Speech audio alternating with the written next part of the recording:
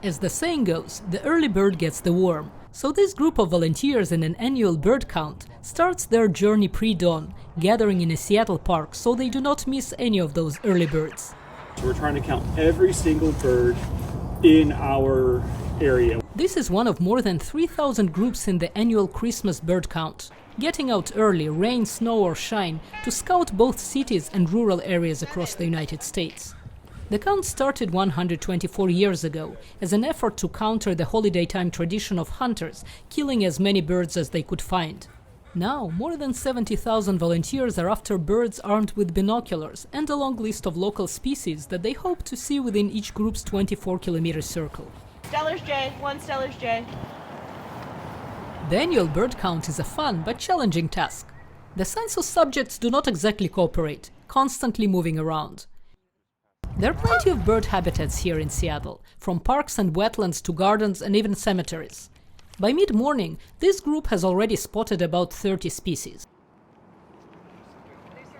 Being able to count the birds that are around at the same time of year over many years gives us an idea of changes in population, changes in distribution of particular birds, changes that come from climate change. It's just a really great way to sort of see how the birds are doing. Recent counts show that bird populations in North America have dropped nearly 1/3 since 1970, with almost 3 billion birds gone due to a variety of factors, including pesticides, predators and loss of habitat.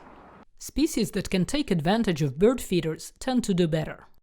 The number of Anna's hummingbirds that we have in the area has increased pretty dramatically over the last couple decades. They used to be a migratory species, but because people love hummingbirds and love feeding them, they're now here year-round.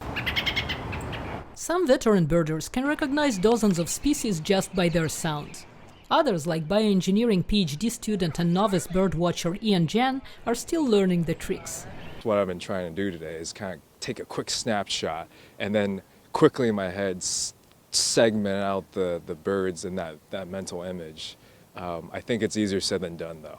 Organized by the National Audubon Society, the annual bird count is a citizen science project and a community event. Neil Zimmerman just finished his 41st consecutive count. Nationwide, the number of birds are declining, and we see that. Like today, we were looking for a bird called a fox sparrow. Normally, you can find 20, 30 of those. Today, I think we had 4. The annual bird count lasts several weeks, with participants pledging to keep raising awareness of threats to bird populations. Natasha Mozgovaya, VOA News, Seattle, Washington.